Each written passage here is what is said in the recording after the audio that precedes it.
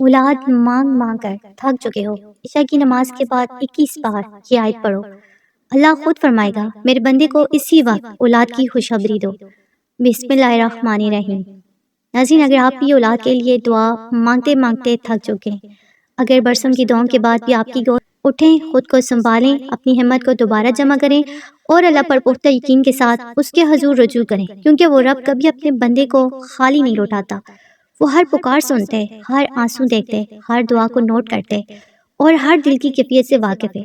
ناظرین، آپ نے بہت سے وظائف پڑھے ہوں گے، بہت سی تسبیحات کی ہوں گی، لیکن آج میں آپ کو وہ آیت پڑھنے کی ترغیب دینے جا رہی ہوں جو امید کا راستہ کھولتی ہے، جو ٹوٹے ہوئے دل کو سہارا دیتی ہے، جو بے اولاد گھروں میں رحمت کا نور بکھیر سکتی ہے۔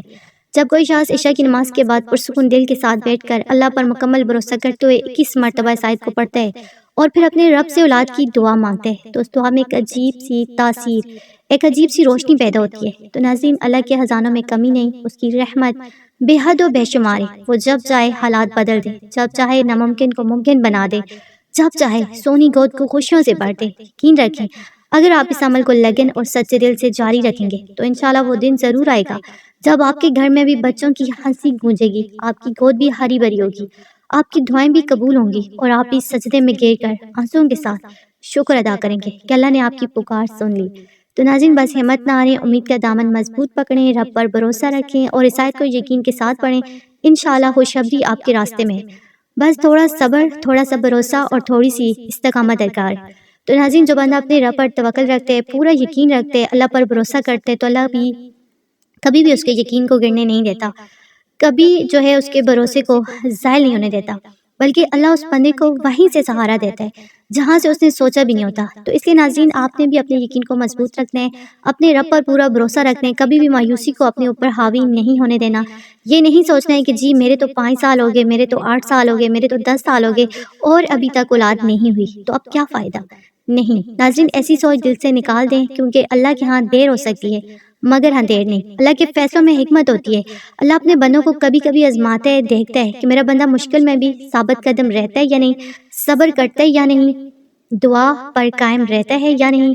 تو ناظرین، یاد رکھیں، حضرت زکریا علیہ السلام کو اللہ تعالیٰ نے 80 سال کی عمر میں اولاد عطا فرمائی، جبکہ ان کی بیوی بوڑھی تھی۔ سارا زمانہ کہہ چکا تھا کہ اب اولاد ممکن نہیں، لیکن اللہ نے دکھا دیا کہ وہ جب چاہے ناممکن بھی ممکن جو ہے کر دیتے ہیں، ناممکن بھی ممکن ہو جاتا ہے۔ تو پھر آپ کے 5 یا 10 سال کی تاخیر اللہ کے لیے کیا معنی رکھتی ہے؟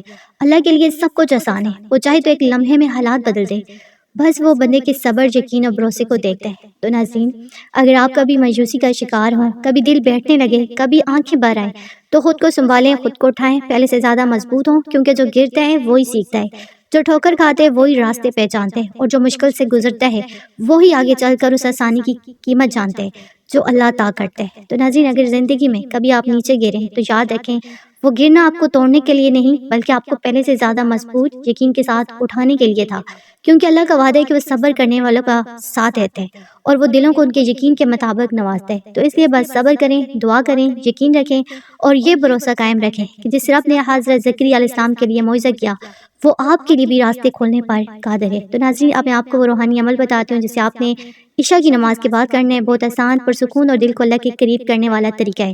تو ناظرین، آپ نے عشاء کی نماز مکمل کرنے کے بعد اپنی جائے نماز پر بیٹھ جانا ہے، کچھ دیر دل کو سنبھال لینا اور پھر محبت اور احترام کے ساتھ درود شریف پڑھنا ہے، چاہے 3 بار پڑھیں، چاہے 10 بار پڑھیں، چاہے جتنا دل کرے اتنا پڑھیں، بس دل کی حاضری کے ساتھ پڑھیں۔ اس کے بعد آپ نے سورہ التین کو 40 مرتبہ پڑھنا ہے۔ یہ چھوٹی سی صورت ہے مگر بے اولادی کے لیے ہمارے بزرگوں کی یہ بتائی ہوئی صورت ہے۔ اللہ کے ولی اس صورت کو پڑھنے کی تلقین فرماتے تھے، جو بھی بے اولاد ہو رہا ان کے پاس آتا، یہ صورت جو ہے بے اولادی کو دور کرنے کے لیے پڑھنے کے لیے دی جاتی۔ تو یہ صورت بے اولادی کے لیے بہت ہی خاص صورت ہے، 30ویں پارے میں موجود چھوٹی سی صورت ہے، آپ سب کو یاد ہوگی۔ اگر آپ کو نہیں یاد تو بھی آپ قرآن مجید کو کھولیں اور 30ویں پارے کے لاسٹ میں یا درمیان میں یہ صورت ہوگی، صورت کو آپ پڑھیں۔ جب آپ سورہ التین مکمل کر لیں تو ناظرین، آپ نے فجر، ظہر، عصر، مغرب اور عشاء ان نمازوں کے بعد آپ نے سورہ کوثر کا ورد بھی جاری رکھنا ہے، یعنی کوشش کریں ہر نماز کے بعد آپ نے 21 مرتبہ سورہ کوثر پڑھنی ہے۔ فجر کے بعد 21 بار، ظہر کے بعد 21 بار، عصر کے بعد 21 بار، مغرب کے بعد 21 بار اور عشاء کے بعد بھی 21 بار سورہ کوثر پڑھیں، کیونکہ سورہ کوثر بھی اولاد کی وجہ سے ہی نازل ہوئی تھی۔ جب کفار نے نبی پاک صلی اللہ علیہ وآلہ وسلم کو طعنے دیے تھے کہ آپ کے بیٹے نہیں ہیں، کس بات کے آپ نبی ہیں، اس طرح کی انہوں نے نعوذ باللہ باتیں کی تھی، تب یہ صورت نازل ہوئی تھی۔ تو یہ صورت اولاد کے لیے بھی بہت ہی خاص صورت ہے۔ عشاء کے بعد آپ نے سورہ التین 40 مرتبہ اور سورہ کوثر 21 مرتبہ پڑھنا نہ بھولیں۔ ناظرین، یہ پورا عمل آپ نے مسلسل 21 دن یا 41 دن تک کرنا ہے، اپنے رب کی رحمت پر بھروسہ رکھتے ہوئے، دل میں امید جگاتے ہوئے، یقین کے ساتھ دعا کرتے ہوئے، کیونکہ یہ صورتیں آپ کی زندگی میں لگی رکاوٹوں کو دور کرتی ہیں، جیسے نظر بد اور بندشیں جو بھی ہوتی ہیں، چاہے کسی دشمن کی طرف سے ہو یا خود اللہ کے حکم سے کوئی بھی بندش اور رکاوٹ ہو، تو اللہ کے حکم سے یہ رکاوٹیں دور ہو جاتی ہیں۔